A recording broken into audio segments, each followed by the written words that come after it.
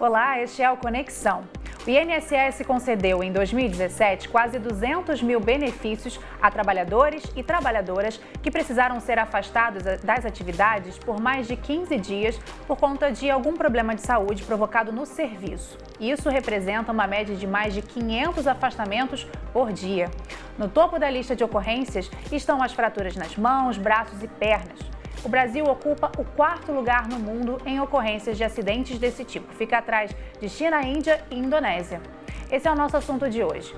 Como o Brasil pode diminuir o número de ocorrências de acidentes de trabalho?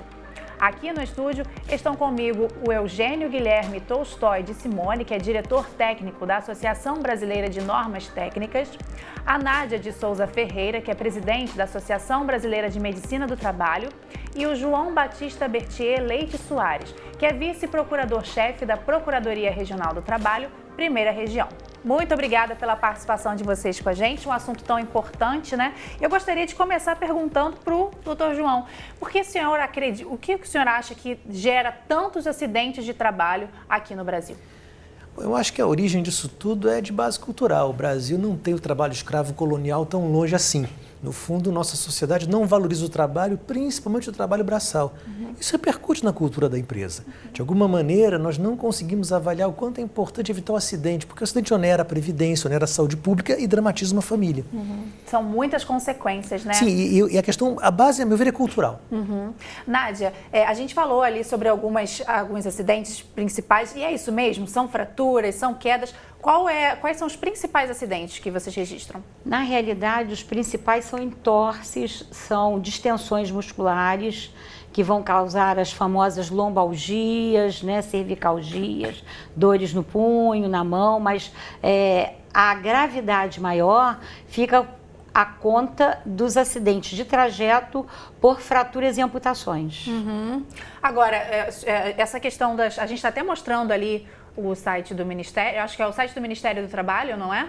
Em que tem ali, o que você estava dizendo, né? Questão de fraturas de perna, fratura do pé. É tudo questão de, o que você acredita? Falta de atenção, falta de utilização dos equipamentos adequados?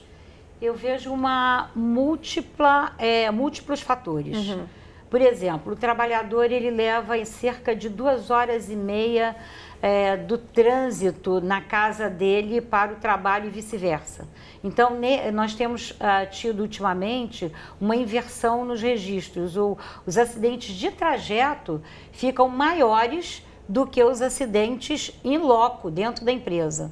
Então, são os assaltos, as balas perdidas, os conflitos de saqueamento, a parte de trânsito mesmo com atropelamento. Então, essa questão do trajeto tem um peso muito significativo, um peso que traz muita a imagem do acidente em si. E aí, quando a gente fala no ambiente do trabalho, realmente são essas fraturas, as torções? No ambiente de trabalho, eu tenho visto mais lombalgia, né? Mesmo que o indivíduo não faça transporte manual de carga, ele às vezes deixa de ter cuidado com o corpo dele. Então, ele passa a ter um peso corporal maior do que deveria. Nem sempre nós temos um auxílio mecânico, nas grandes empresas a gente tem, e muitas vezes ele quer acelerar o trabalho dele para ele sair mais cedo, para ele fazer uma negociação de já terminei o meu trabalho, eu vou embora. Então, às vezes, o tempo para o transporte manual de carga, ele tem o objetivo de ter intervalos para ter o descanso e não ter a lesão corporal. Mas isso ainda não é compreendido pelo trabalhador. Agora a gente está vendo uma tabela com as doenças que provocam mais afastamento. O que a senhora tem a dizer sobre isso? A questão das doenças, tem alguma coisa relacionada assim ao esforço repetitivo? Isso aparece bastante? Nós temos, mas a gente tem coisas assim mais sérias, como poeiras respiráveis, que causam pneumoconiose, que a gente tem poeira de talco, poeira de sílica, poeira de carvão, poeira a parte de concreto mesmo misturado, que tem vários elementos dentro dele, que vão fazer uma lesão de fibrose pulmonar, que ela é indelével, ou seja, ela não é retirada jamais. ela entra no pulmão e ela faz uma memória imunológica, fazendo fibroses contínuas, mesmo que ele se afaste do trabalho, ele terá essa doença, a pneumoconiose, e que ele será uma pessoa incapaz progressivamente, às vezes até de andar sozinho e comer sozinho. Nossa, então, nesse caso é afastamento mesmo, É uma né? doença que se equipara ao acidente e que, vamos dizer assim, ela é acelerada pelo uso do fumo. Ah, entendi. Então são algumas fatores, das doenças que aparecem, né? Muitos fatores são assim. Agora, senhora Eugênia, a gente está trouxe o senhor da BNT assim, para poder entender essa questão de formulação de normas, né? O senhor pode explicar para a gente como que essas normas foram criadas, quais são os estudos feitos para chegar ao ponto de, tipo, a norma é essa, para fazer tal serviço, um trabalho em altura, você tem que utilizar o cinturão tal, a corda tal, o gancho tal, como que é feito esse trabalho? Olha, a BNT tem cerca de 220 comissões trabalhando com normalização. Tem uma específica de EPI. Então, o grupo de pessoas... De EPI? Equipamento de proteção individual. Porque o equipamento de proteção coletivo pertence à máquina e não à pessoa. Então, nós temos um comitê só tratando de equipamento de proteção individual. E esse grupo, onde tem pessoas da Fundacentro, onde tem pessoas dos fabricantes de equipamento, onde tem representantes dos trabalhadores, todos se reúnem para ditar quais são as normas necessárias. Então, há pouco tempo, nós criamos uma norma, não foi nem com EPI, mas, como você falou, acesso por cordas, que é o chamado alpinista industrial. Né? Você passa, tem uma pessoa pendurada no prédio. Então, nós temos uma norma específica para isso, né? Para acesso por cordas. Então, nós temos hoje, quem faz a normalização, a regulamentação é o Ministério do Trabalho através das NRs, normas regulamentadoras. Então, nós temos hoje no acervo da BNT 151 normas tratando de 146 normas tratando de suporte ou assuntos específicos de acidente de trabalho, de segurança do trabalho. Sim. Tá? Das quais 90 citam as NRs. E 61, a soma não dá porque tem umas que fazem as duas, referenciam na bibliografia as normas regulamentadoras. Existe, então, uma parceria entre a BNT e o Ministério do Trabalho para garantir essa questão da segurança, é isso? Olha, o Ministério do Trabalho conta com a BNT? Não, conta e não conta, não é tão... ela não demanda da BNT. Ah, sim. Ela não chega da BNT, a gente gostaria né, que o Ministério do Trabalho nos pedisse norma. Mas eles têm um pouco de uma independência. Então, para manter isso, eles fazem e a gente vai trabalhando em paralelo quando há necessidade. Então, agora mesmo, essa semana eu tive uma reunião com o pessoal de indústria, com o pessoal ligadas à questão do trabalho, e nós temos uma comissão só para tratar de ergonomia. Então, como tem uma NR só para isso, nós vamos reativar esse grupo, porque grande parte que ela falou é questão esse tipo de ergonomia. lesão. Agora, doutor João, o senhor começou falando sobre a questão cultural, então é difícil convencer o trabalhador de que ele precisa seguir as regras? Bom, isso nos leva a uma multidão de trabalhadores. A questão é o seguinte, o empregador tem o dever de orientar, não só fornecer o EPI, orientar como se usa, fiscalizar se se usa. Isso tem que ser contínuo por quê? Porque nem que o trabalhador tenha sido treinado, receba o EPI, saiba como usá-lo, com o tempo todo mundo baixa a guarda. É da condição humana, você banaliza o que você repete. Acostumou, né? Pois mas ele fica autoconfiante, está habituado, e isso gera. Então a questão toda é que a empresa tem que ter uma postura, que eu vou assim dizer, obsessiva. Aqui ser obsessivo é bom. Ou seja, eu tenho que ser alguém que minuto a minuto eu vou ter que relembrar que o capacete é importante, que o óculos de proteção é importante. É uma questão, sim, de algo a ser contínuo. Assim como o empregado tem a obrigação de cumprir, até porque isso interessa a ele e a família dele, a empresa tem o dever de manter essa fiscalização constante. Repito, né? Ser obsessivo não é bom, não, mas aqui, pontualmente, acaba sendo. Aqui pode, sim, né? Sim. Agora, o senhor falou sobre a questão também familiar, e a gente estava até conversando isso fora do ar. Um acidente de trabalho muda, assim, a vida de uma família toda, né? E o senhor falou ainda do aspecto de que muda toda uma sociedade também, né? A grande questão, ao meu ver, é que quando o infortúnio trabalhista vem, o trabalhador tem ceifado a carreira dele, ceifar do aumento de renda. Isso contamina a relação em casa, isso angustia. Então, um acidente de trabalho não é um acidente de trabalho só. Né? Isso respinga na vida da pessoa como um todo. E, de alguma maneira, a pessoa que sofre infortúnio, ela sente que a vida dela virou uma esquina errada. Aquele mesmo sujeito que imaginou que o acidente ia implicar uma recuperação, ele mais à frente vê que há um preço muito pesado a pagar. Não é só a previdência que paga, é a vida dele, a carreira dele é afetada por isso muitas vezes. Né? Ele não volta na empresa nem sempre, né? Ele já se acidentou, né? Fica um pouco estigmatizado. Então, de fato, é algo que é dramático, sim, e o sofrimento é prolongado. Não tem a ver só com a dor do momento, não. Esse caráter emocional, doutora Nádia, deve ser muito levado em consideração mesmo, né? E deve afetar realmente a vida de quem chega lá para vocês e, olha, me acidentei, como o doutor falou, né? A pessoa realmente recebe um estigma, né, dentro da empresa. A gente tem uma gama de seres humanos que são únicos e que tem aqueles que nos surpreendem, né? Por exemplo, a gente viu uma pessoa que sofreu um acidente, foi amputada dos 2 braços. Para nós, ele seria completamente inválido. E aí ele nos dá uma lição fazendo todas as atividades com o pé, com outras formas. Então, eu costumo dizer o seguinte, depende do ser humano que eu estou falando. Tem ser humano que tudo é favorável para ele, mas ele não aceita nada que lhe está sendo oferecido. Adaptações, remuneração, nada disso. E tem aquele que ele quer trabalhar. Então, não é motivo nenhum, para ele não existe nenhuma barreira impeditiva. E tem aquele que, mesmo inteiro, saudável, ele tem barreiras impeditivas. Então, eu costumo dizer o seguinte, de quem eu estou falando? Que pessoa eu estou falando? De modo geral, existe uma propensão de ganhos secundários.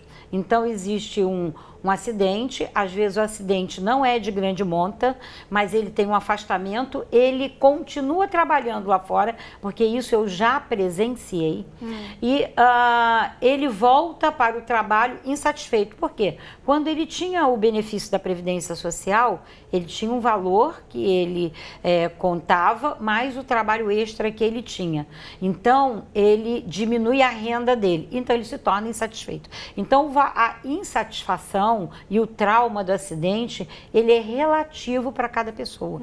Eu não posso garantir, depende do que eu estou falando. Então, certo? Realmente depende de cada um, mas assim, o De ideal é não um. chegar ao acidente, né? A prevenção é a arma que nós temos de grande valor para toda a sociedade. Então, o ato inseguro e a condição insegura, ela tem que ser eliminada. Então, a senhora estava até falando que existe uma porcentagem, né? Exatamente. Tipo, 80% são atos e 20% condições. Condições. O que são condições? Condições são assim, eu tenho uma escada, que é uma escada que tem guarda-corpo, que ela tem uma largura já preconizada pela arquitetura, inclusive pela BNT, já tem as normas. Por exemplo, uma acessibilidade para um deficiente, nós já temos a 90/50 da BNT, que tem de graça para o empresário, para o trabalhador ou para a pessoa comum, uma norma com todas as medidas possíveis e imagináveis, perfeitamente equilibrada para serem colocadas em prática. A altura da rampa, o tipo de piso. Sim. E aí isso aí são o quê? Isso aí são condições. Condições seguras para trabalhar. Às vezes eu tenho uma condição super segura, mas eu tenho o ato da pessoa totalmente inseguro. Que bota uma cadeira em cima da mesa, que sobe ali em cima e que cai. E não usa a escada correta. correta. E não usa a escada correta que ele está disponível. Entendi. Então, depende da pessoa. Sim. Porque, às vezes, a gente faz educação, orientação, supervisão, fiscalização, mas a pessoa em si, ela pode não fazer isso no trabalho, porque, às vezes, tem muito técnico de segurança fazendo a supervisão. Mas, em casa, ele vai ter um benefício 31, porque ele vai fazer.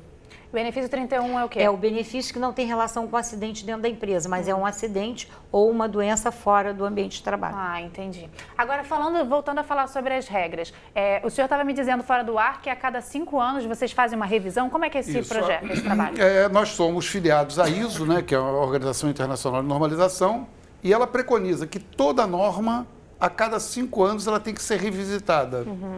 Então, a norma completa 5 anos, a ABNT coloca ela em consulta nacional, perguntando, esta norma ainda está válida?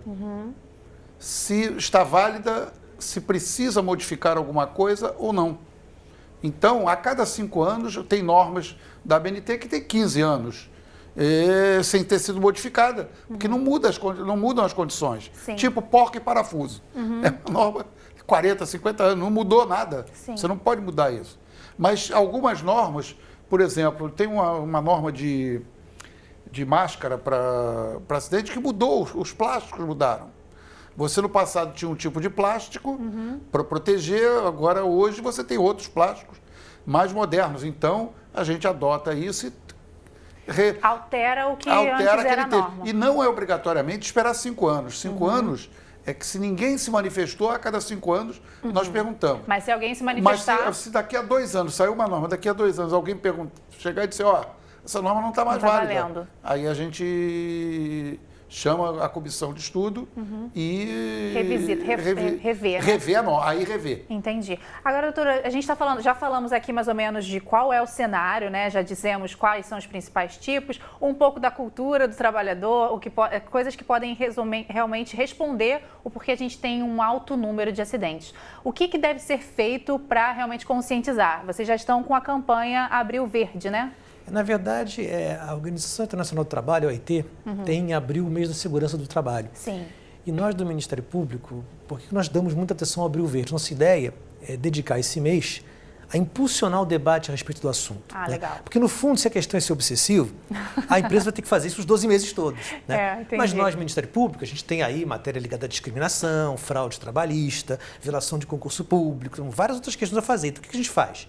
Em abril, nós concentramos forças no debate com as empresas, lembrando, olha, se acelerar a produção, isso pode implicar acidente de trabalho. Demora tem que parar a máquina para fazer a revisão dela. O trabalhador não vira máquina quando entra na fábrica.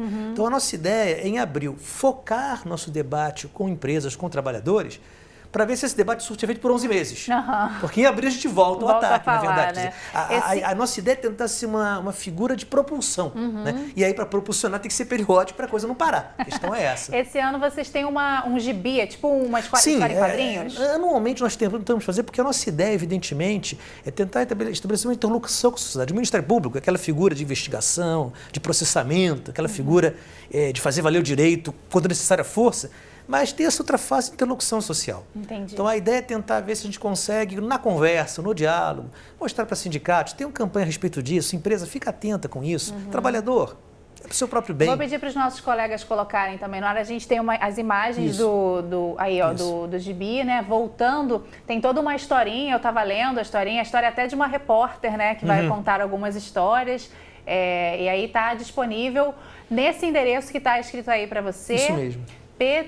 rt1.mpt.mp.br. Se você não conseguir decorar, porque é um pouquinho complicado esse link aqui, vai lá no Ministério Público do Trabalho, que você consegue encontrar, e também nas redes sociais, né? Vocês estão utilizando também, eu vi que no Facebook de vocês tem alguma liberação aí a cada semana. Está até verde esse mês, inclusive. Está verde também, né? Ah lá, Abril Verde. Tem também a liberação de alguns vídeos, né, que vocês estão lá colocando, falando. Esse tipo de campanha realmente deve fazer diferença aí. O feedback é interessante que vocês recebem? É interessante, sim. Eu acho que é uma experiência bem sucedida e a questão toda é, nessas fases de conversa, de diálogo, a coisa acontece muito bem. O problema é depois chegar no chão da fábrica. Né? Porque, na verdade, empresas têm uma estrutura hierarquizada. Né? Você, às vezes, fala com o topo, não chega embaixo. Fala embaixo, não chega no topo. Né? Então, a questão aqui é tentar atacar pelos 2 ângulos. Conversar com o alto escalão da empresa, mas com o chão da fábrica. Porque o grande drama aqui é atacar só um dos 2 pontos. Porque nem sempre em empresas essa comunicação se faz com facilidade. Né? O empregado não fala com o chefão, com quem está na culpa. Ele fala com o chefe imediato. Então, a nossa preocupação é fazer com que essa questão ambiental do trabalho circule com mais fluidez entre as pessoas, que nesse assunto o diálogo fique intensificado. Esse tipo de campanha, você acredita que realmente chama a atenção? Pelo menos ter um mês, né, que as pessoas vão falar sobre isso, acaba chegando a todo mundo? Tipo, desde o chefão até o chão da fábrica, o assunto acaba repercutindo? Chega. O papel do médico do trabalho, às vezes, não é muito bem conhecido. Mas, na bem realidade, amplo, né, ele é amplo e a gente é chão de fábrica. Então, a gente caminha, inclusive, a gente senta do lado no refeitório, a gente conversa, ele tem a liberdade de contar os problemas dele e a gente sabe exatamente aquilo que está faltando. Então, a gente intermedia isso. E tem um mecanismo que a gente já criou há algum tempo chamado DDS. Em algumas empresas ela é DDS DSMS, mas é DDS. O que significa DDS? Diálogos de Segurança. Então, naqueles diálogos, são 5 minutos antes de começar a jornada de trabalho, que a gente coloca assuntos como desde lavar as mãos até não colocar a escada como deveria ser colocada, não fechar o talabarte como deveria ser fechado, todos os mecanismos de processo de trabalho naqueles 5 minutos. E nós passamos, vamos dizer assim, a valorizar o próprio trabalhador.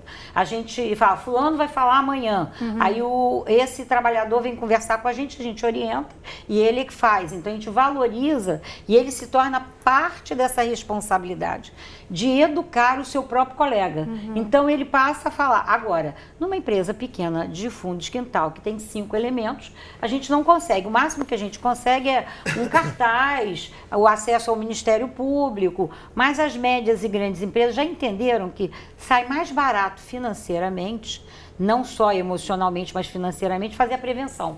Por quê? Porque é menos processo trabalhista, é menos indenizações, é menos atritos familiares. Então, a gente trabalha no DDS e na CIPAT, que é a semana de prevenção. Então, a semana a gente já tem, o mês de abril a gente já tem, e todos os dias de trabalho tem o DDS. Antes da gente chegar ao final, eu queria que a gente falasse um pouco da subnotificação. O que são essas subnotificações? Na verdade, a grande questão é, às vezes a empresa, preocupada com a imagem corporativa dela, ela opta por não fazer a chamada CAT, que é a comunicação de sem trabalho. A CAT é um instrumento de transparência. Todo problema que eu admito ter, obrigo-me a resolver. Sim. Então, a lógica da CAT, a CAT é tudo menos uma burocracia. Você, quando expede a CAT, comunica a Previdência, a Saúde Pública, ao sindicato, ao trabalhador, você está dando publicidade a um problema que, às vezes, pode ser até uma fatalidade pontual. Pode ser um ato inseguro de um trabalhador, mas pode ser uma questão estrutural. Então, a importância da CAT é você divulgar que há um problema, que um acidente houve e que você vai tomar a providência. Algumas empresas, por preocupação de imagem corporativa, não divulgam. E às vezes, não é nem isso, às vezes é um gerente. A empresa tem um erro muito grave, quando a empresa vincula bônus de gerente a não ter acidente de trabalho. Nossa, isso existe, Isso existe. Isso eu acho grave, é um erro crasso. Gravíssimo. Porque aí o sujeito, ele percebe, bom, se eu notificar, eu vou perder meu bônus. Então, é importante desvincular essa questão. Quer dizer, um acidente tem que ser comunicado. A subnotificação tem muito a ver com isso. O interesse pessoal de um chefe, de ter sua imagem interna boa, ou a visão corporativa que a empresa quer transmitir, que é uma imagem falsa, no fundo. E existem multas para quando a pessoa é descoberta nesse ato? Não só tem a multa, como aí tem uma ação civil pública do Ministério Público em face. Por quê? Acidentes não notificados implicam nenhuma providência tomada. Isso vai causar um agravamento do acidente. Toda fábrica que não comunica infortúnio leve, um dia o acidente fica mais grave. Né? Porque é o problema da prevenção. Problemas crescem se não combatidos. Claro, com certeza. E aí essas subnotificações, o senhor acredita que mudariam? Qual que é o cenário da subnotificação hoje no Brasil? Bom, como é algo subnotificado, ficamos sem estatística. Não tem como escapar disso. Mas eu asseguro que não é pouca coisa, não. É verdade. Porque, assim, é o velho problema, né? Da pessoa tentar otimizar seu resultado imediato. Pensa o empregador, não vou comunicar não, porque não vai ter prova contra mim, não aconteceu nada.